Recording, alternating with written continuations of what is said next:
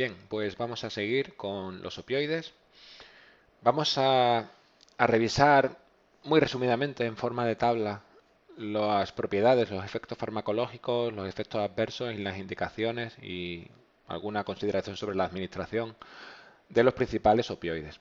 Los vamos a dividir según la actividad que tengan, es decir, los llamados opioides agonistas puros, ¿qué son? Son los fármacos que actúan sobre el receptor mu, que ya dije que de los tres que había era el que media los efectos farmacológicos y adversos, es decir, el principal responsable. Bueno, pues lo activan con máxima actividad. Esos son agonistas puros. Se unen al receptor y además lo activan en un 100%. Pues son los clásicos. Morfina, codeína, metadona, petidina, fentanila, incluso heroína. Es decir, el opioide, digamos, per se. El principal, como siempre digo, es la morfina, y de ahí salen un poco todos los demás, fue el primero. Los efectos ya los hemos visto, analgésico, obviamente, euforizante, vuelvo a aquellos que os comenté sobre el componente afectivo del dolor, lo elimina por completo por esa euforia que produce, y también produce sedación, obviamente. El principal problema, no de la morfina, sino de todos los opioides, pero en fin, la morfina como componente principal, es la depresión respiratoria, que ya comenté que puede producirse incluso a dosis terapéuticas, no hace falta que haya una sobredosis. También tiene efecto digestivo, sobre todo el estreñimiento, es muy frecuente y muy intenso. Prurito, porque puede liberar histamina, ya sabéis, ese mediador de la alergia. Y miosis, miosis es la pupila puntiforme, ya lo vimos en la clase anterior. ¿Para qué se usa la morfina? Pues para la analgesia, ya sea aguda o ya sea crónica. Aguda me refiero, por ejemplo, a un postoperatorio muy doloroso, una prótesis de cadera, por ejemplo. A crónica me refiero a un proceso crónico muy doloroso, como puede ser un cáncer en sus últimos estadios. Esto de que provoca depresión respiratoria puede ser útil, entre comillas, para aquellos pacientes que están en ventilación mecánica y que tienen dolor, porque ese propio tratamiento analgésico hace que a las dosis adecuadas hace que la respiración sea más superficial y por lo tanto se adapte mejor a una ventilación mecánica. Se administra si hay un dolor muy agudo de forma intravenosa. Ya sabéis que cuando los fármacos se dan de forma intravenosa, la acción es mucho más rápida y mucho más potente que si lo das por vía oral. También está la opción de darlo por vía subcutánea. Cuando se da por vía oral, la acción no es tan rápida ni es tan potente. ¿Por qué? Porque el fármaco tiene que absorberse por el intestino, ir al hígado, metabolizarse y después repartirse por la sangre y llegar al sitio de acción. Entonces esto se produce, esta administración oral se da cuando el dolor no es tan fuerte o cuando el dolor es crónico. También hay unas bombas de infusión que se implantan y va liberando el fármaco poco a poco para estos dolores crónicos grandes. Hay un primo hermano de la morfina que es la codeína, que ya enseñé la fórmula y solamente varía en un OH y en una sustitución de la molécula. La codeína está en las farmacias y ya podéis por eso figuraros que no es tan potente como la morfina, ni muchísimo menos, y provoca mucho menos depresión respiratoria. Se utiliza sobre todo para la tos. Habéis oído hablar, o habéis tomado, supongo, estos jarabes con codeína, porque tiene un poder antitusígeno fuerte y también tiene cierto efecto analgésico, no mucho, pero lo tiene. Hay varias pastillas para el dolor de cabeza que traen codeína. Termalgin codeína es uno, aunque yo creo que eso ya se ha descomercializado. Porque, bueno, se está intentando limitar a la gente el consumo de codeína, especialmente en niños y especialmente en gente que metaboliza rápido, que tiene, vamos a llamarlo, las enzimas alteradas de manera que metaboliza muy rápido. ¿Por qué no es conveniente que la codeína se metabolice rápido? Porque se metaboliza a morfina. Cuando la codeína se transforma en el organismo pasa a morfina. Si es un metabolismo normal no pasa nada porque eso es muy lento y en un porcentaje muy pequeñito, pero en niños que serían más sensibles a concentraciones altas o en metabolizadores rápidos que de repente metabolizan mucha codeína a una cantidad significativa de morfina, eso puede ser, digamos, problemático por esa depresión respiratoria que sería más alta en ese caso. Después tenemos metadona, ya sabéis, la metadona es más potente que la morfina y se utiliza sobre todo para las personas que son adictas a la heroína, en los síndromes de abstinencia. Bueno, supongo que la habéis visto, si sois de Badajoz, por el Parque de la Legión o en algunas otras zonas hay esas ambulancias de la Cruz Roja que dan el vasito con la pastilla de metadona a los adictos a heroína. Se puede dar oral, como es este caso, también subcutánea. Petidina Es bastante utilizado como analgésico agudo en estos, sobre todo postoperatorios que os decía, de uso hospitalario. No es tan potente como la morfina, 10 veces menos potente y no es muy frecuente, pero podría producir temblores y convulsiones. Se administra intravenoso. Cuando estás allí en el hospital, después del postoperatorio, tienes la vía puesta con el suero, bueno, pues en el suero meten la petidina. Y después, el opioide, o uno de los opioides más utilizados ahora, y que estructuralmente no tiene que ver con la morfina, hablamos, por ejemplo, de que la codeína es muy parecida a la fórmula química a la morfina, a la heroína también, la metadona también, todo eso. El fentanilo no, el fentanilo sintético no tiene nada que ver la fórmula, aunque los efectos son parecidos, pero mucho más potente, 100 veces más potente que la morfina. Es tan potente que se utiliza casi más para anestesia que para analgesia. Se puede dar de forma intravenosa o epidural en estas aplicaciones anestésicas que os estoy diciendo, pero también se puede dar por vía oral e incluso hay parches de fentanilo. Ya veremos cuando veamos el tema de paso de fármacos a través de la piel, veremos cómo los parches van liberando poquito a poco la dosis de fármaco que tienen dentro al torrente sanguíneo y son muy útiles para procesos crónicos que cursan con mucho dolor y necesitas un analgésico durante todo el día. Como hablábamos, por ejemplo, de una cosa parecida a la bomba de difusión que he comentado antes con la morfina. Bien, pues estos son los opioides agonistas puros, es decir, máxima actividad sobre el receptor más importante, sobre el mu. Después tenemos, y solo voy a comentar uno, opioides agonistas parciales. ¿Qué significa esto? Que también tienen actividad sobre el receptor mu, que es el más importante, pero no lo activan al 100%, por eso se llaman parciales. ¿De acuerdo?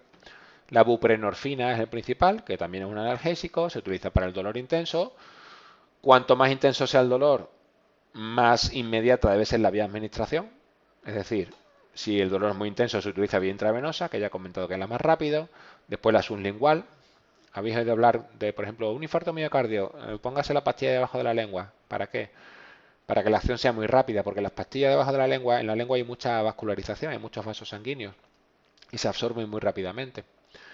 El siguiente, digamos, escalón en la urgencia sería oral, normal, y después transdérmico. También hay parches de Buprex. Buprex es la marca registrada buprenorfina en principio activo. En los 80, ya lo veremos ahora cuando había una epidemia de adictos a los opioides en España, sobre todo de la heroína, pero bueno, pillaban lo que podían.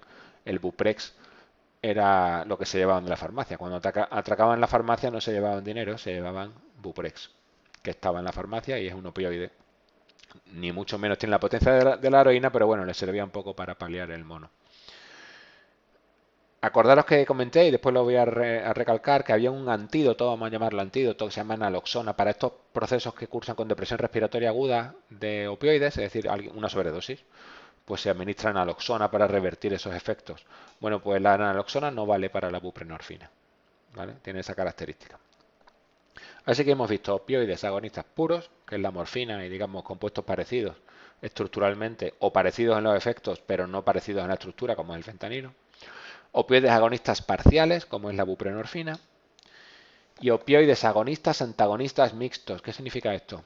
Bueno, pues como hay tres receptores, mu, delta, kappa, tú puedes ser agonista de uno y antagonista de otro. Es decir, activar uno y bloquear el otro receptor, y al revés.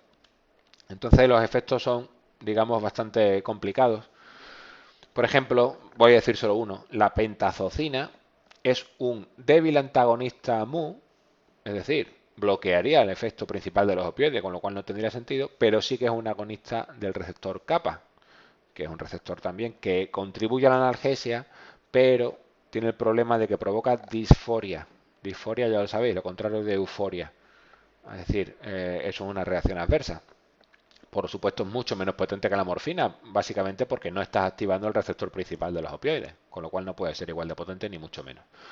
Se utiliza en la analgesia, pero repito, tiene el problema o puede tener el problema de esa marcada disforia. Y como comentaba, los antagonistas de los opioides, es decir, los antídotos, por llamarlo así. La naloxona y después la naltrexona, que también no se usa tanto, pero ahí está. Naloxona, naltrexona. Empiezan por nal, ¿vale? Los dos, naloxona, naltrexona. Es administración intravenosa, la duración es muy corta, lo único que quieres es revertir los efectos, no es para un tratamiento largo ni mucho menos.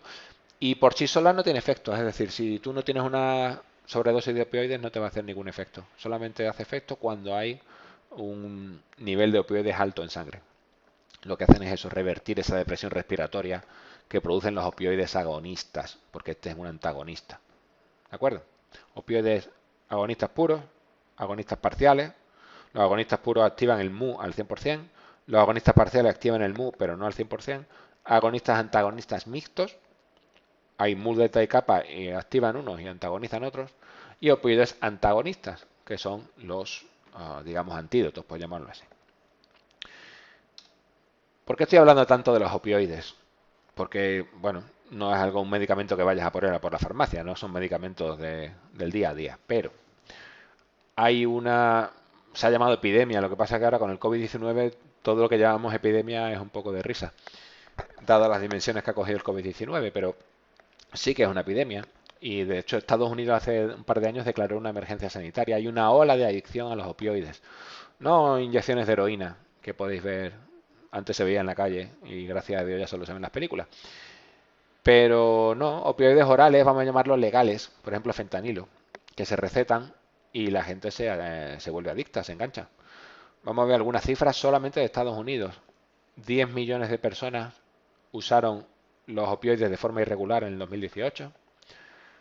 Cada día mueren más de 130 personas por sobredosis de opioides en Estados Unidos. 130 al día. 47.600 solamente en 2018 murieron por sobredosis de opioides. Es decir, y de la heroína un porcentaje muy alto debido a la heroína. Es decir, unas cifras insostenibles en 2018. De hecho, desde 2000, es decir, en 20 años, 300.000 muertos por opioides solamente en Estados Unidos. Y esto ha generado un debate grande en la sociedad porque hablamos, repito, de drogas legales y el perfil de adicto ha cambiado. Y es triste, pero cuando el adicto era el yonki que vivía debajo del puente, bueno, pues no, no conllevaba tanto repercusión mediática. Cuando los adictos son personas, vamos a llamarlas normales, es decir, en Estados Unidos vamos a hablar de personas blancas con cierto nivel de cultura, ahí ya es cuando les toca un poco la fibra. Y tenemos un problema, por ejemplo, hay 4 farmacéuticas a las cuales demandaron porque publicitaban sus opioides como menos adictivos que los de la competencia. Mentira, eran igual o más que adictivos. Tuvieron que pagar 260 millones de dólares en compensaciones. Este señor, un médico, Joel Smither, a 40 años de cárcel. Prescribió nada menos que medio millón de dosis de opioides de forma irregular. Incluso en el barrio Sésamo americano, vosotros probablemente no sabéis ya lo que es el barrio Sésamo, pero durante los 80 era un programa infantil en España que veíamos todos los niños. Bueno, en Estados Unidos continúa y está muy bien, la verdad es un programa educativo. Bueno, pues han tenido que meter a un personaje cuya madre es adicta a los opioides, esta marioneta. Y entonces habla un poco de la problemática que tienen cuando tienes un padre o una madre adicta a los opioides. Es decir, que está alcanzando dimensiones muy preocupantes en Estados Unidos. En 2014 se aprobó el uso de la naloxona por la policía. Por la policía y otro personal auxiliar, pero las policías en varias ciudades llevan naloxona. Y esta naloxona es la inyección que comentaba antes, que es el antídoto, es decir, cuando se encontraban a alguien con una sobredosis podían inyectarle naloxona y revertir esa depresión respiratoria y vamos, salvarle la vida directamente. 2014.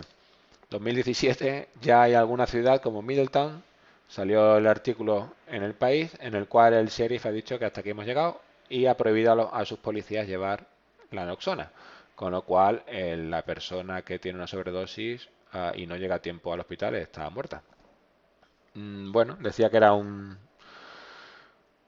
una pérdida de dinero público, porque en fin son personas que no producen y tal y cual. Sin comentario. Y ya he comentado que esto en Estados Unidos, en España, durante los años 80, la realidad era muy distinta a la que estamos viendo ahora. En Badajoz, en concreto, Badajoz, que es donde estamos, daba bastante miedo y había zonas que no se podía ir, porque te podías encontrar esto tranquilamente. Gente pinchándose heroína. Si os gusta el cine, El Pico o El Pico 2 son pelis de los 80 que retratan muy bien esta realidad, cuando la heroína se estaba llevando por delante a muchísima gente. Pero así todo, mirad las cifras. El año más muertos por sobredosis de heroína, estábamos hablando de cerca de 200 o algo pasado los 200 muertos. Estamos hablando de 40.000 muertos al año en Estados Unidos, es una locura. De todas maneras, estas cifras que encontré me parecen un poco bajas. Probablemente serían muertes confirmadas por sobredosis de heroína, habrá muchas otras que hayan pasado desapercibidas. Pero así todo están lejísimos de las cifras que estamos viendo ahora. ¿Significa esto que en España no se consumen opioides? No. Mirar la gráfica de consumo de opioides en la pasada década y bueno, solamente hay que ver la tendencia. Voy a explicar un poco qué son estas cifras.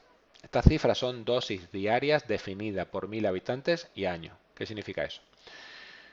Una dosis diaria definida es una dosis de opioide, de la cantidad que sea. Pues 10 miligramos, no me lo estoy inventando, 10 miligramos de morfina, o 20 miligramos de petidina, o 100 miligramos de tramadol. En fin, la dosis recomendada de un opioide. Y esto significa, si en el 2010 la DHD era de 10, significa que hay por cada 1000 habitantes y por día hay 10 que están tomando una dosis de opioide en 2010. En 2018, por cada 1000 habitantes y por día hay 18 personas que están tomando una dosis de opioide. No parece mucho, pero un 1,8% tomando opioides, en fin, es una cantidad respetable. Y en España, ¿cuál es la problemática ahora mismo? Porque no es la heroína.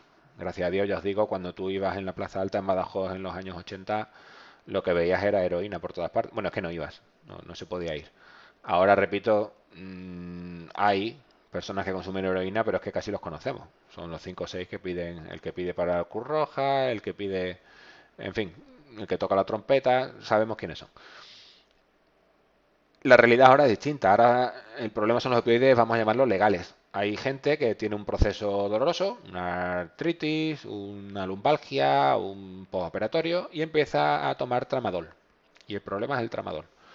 Es un analgésico fantástico, efectivamente. Pasa por el postoperatorio estupendamente, se le quita la lumbalgia, la artritis mejora, etcétera, etcétera. Pero es un opioide y produce tolerancia. Acordaros, tolerancia, cada vez necesitas más principio activo para mantener el mismo efecto. Y produce dependencia. Cuando dejas de tomártelo tienes un síndrome de abstinencia. Obviamente no es heroína, vamos a poner las cosas en su contexto, no es heroína, pero es un opioide y da muchos problemas. Yo conozco más de uno, más de dos y más de 3 casos problemáticos de personas mayores, o no mayores, pero bueno, en este caso los que conozco yo son personas que son abuelos y han empezado a tomar tramadol, o tramadol con paracetamol, que es lo principal, veis la línea negra, es un 40 y tantos por ciento del consumo de opioides en España es tramadol con paracetamol. Es un fármaco que se llama Zaldiar. Bueno, pues el Zaldiar, y cuando rotéis por los centros de mayores de fisioterapia, cuando podáis rotar cuando se pase esto de la pandemia, en estos centros de mayores veréis el consumo de Zaldiar, es brutal. ¿Vale? Y durante mucho tiempo se ha prescrito Zaldiar de una manera un poquito alegre y ahora estamos viendo las consecuencias. Yo sé de casos, repito, de personas que se iban de vacaciones y cuando estaban a 500 kilómetros de su casa se han acordado de que se habían dejado el Zaldiar en su casa y se han tenido que volver. Porque no pueden pasar sin la pastilla. Es un opioide. Bueno, hasta ahí vamos a hablar de los opioides, repito. Hemos visto un poquito, bueno, la historia, cómo se generaban, el principal la morfina, qué problemas tiene, para qué se usa. Y después hemos visto las clases, los agonistas puros, los agonistas parciales, los agonistas antagonistas mixtos y los antídotos, los antagonistas. Vamos a ver ahora otras estrategias analgésicas, es decir, qué otros métodos hay para el dolor, aparte del paracetamol, ¿vale? Madre mía, aparte del paracetamol. ¿Qué otras estrategias analgésicas hay? Bueno, pues el cannabis, marihuana. Supongo que habéis oído hablar de la marihuana terapéutica. Bueno, el cannabis lo que hace es activar unos receptores que se llaman receptores cannabinoides. No todos los componentes del cannabis activan los receptores cannabinoides. Son dos principalmente, el tetrahidrocannabinol, que es el THC, que es el componente principal, y el cannabidiol, pero sobre todo el THC. Bueno, pues este THC, que repito, el componente principal de la marihuana, lo que hace es impedir o por lo menos dificultar que las terminaciones nociceptivas en la periferia recojan esa sensación dolorosa.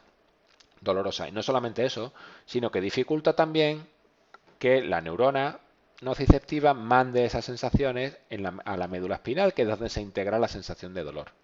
Con lo cual, efectivamente, sí que tiene cierta actividad analgésica, el THC, la marihuana.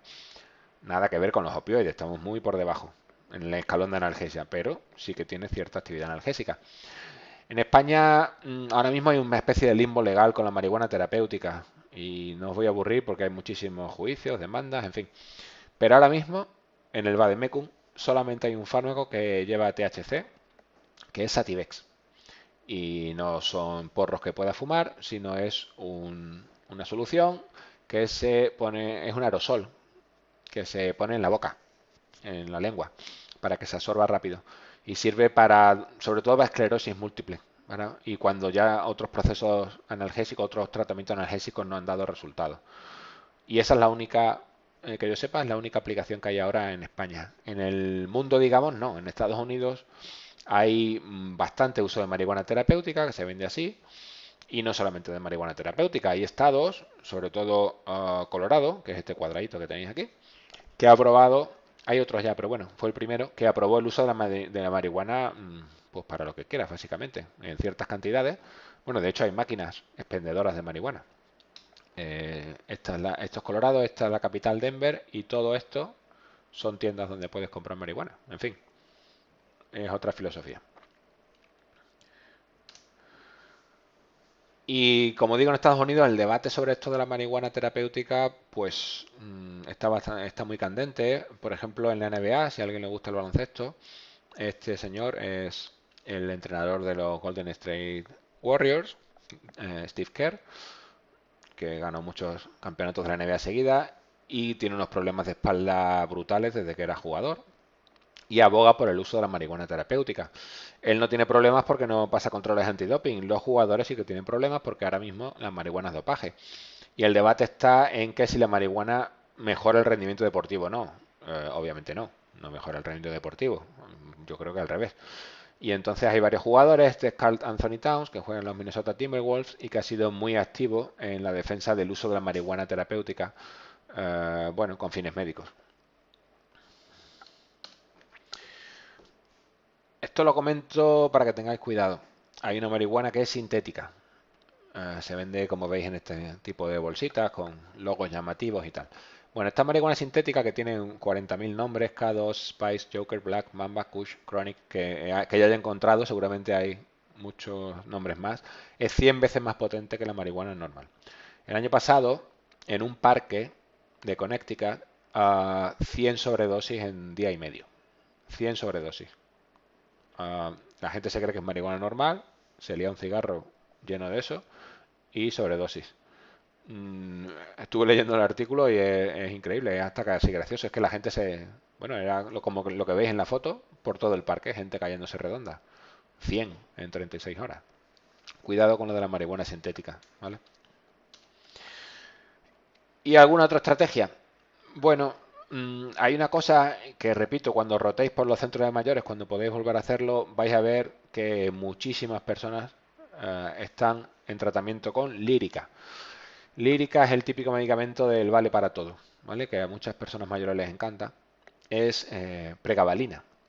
Es un agonista del GABA. En realidad tendría una acción antiepiléptica porque el GABA es un neurotransmisor excitador. Entonces todo lo que vaya en contra de algo excitador pues sería bueno para la epilepsia, digamos, ¿vale? Reduce la excitabilidad neuronal y es útil en el dolor neuropático, este dolor que os comentaba en la primera clase, que tiene que ver, tiene su origen en las terminaciones, en las vías nerviosas y que es difícil de tratar, ¿vale? No se va con analgésicos normales. Bueno, pues la pregabalina y otro como la gabapentina, como veis tienen la partícula GABA en el nombre. En la farmacología tenéis que buscar siempre eso. Son nombres imposibles, yo lo reconozco.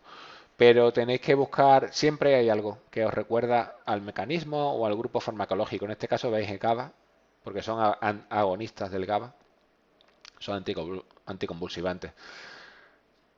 Lo he dicho al revés antes, lo corrijo. El GABA es un neurotransmisor inhibidor, el excitador es glutamato. Por favor, miradlo bien porque lo he dicho al revés.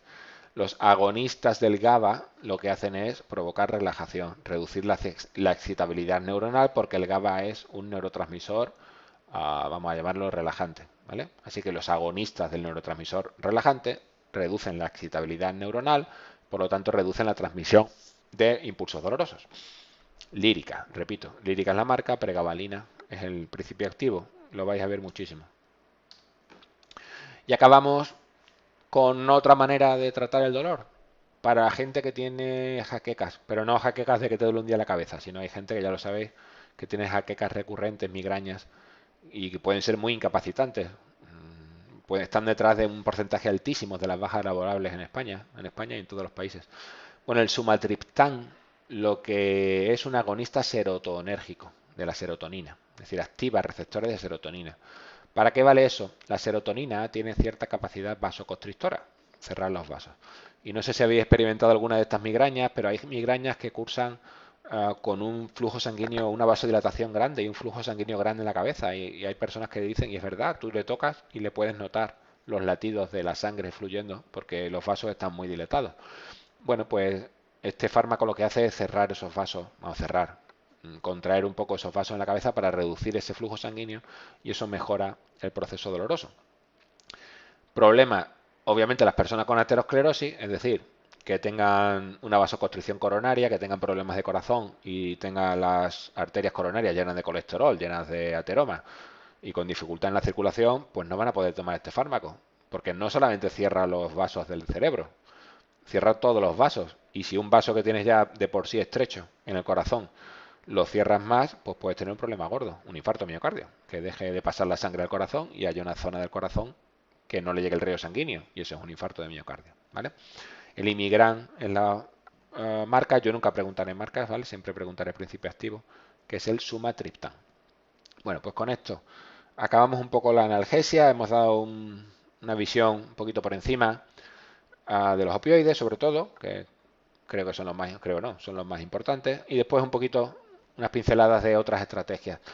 Y en la siguiente clase lo que vamos a hacer, vamos a pasar esto porque os lo comentaré otro día, lo que vamos a hacer en la siguiente clase es ver la inflamación.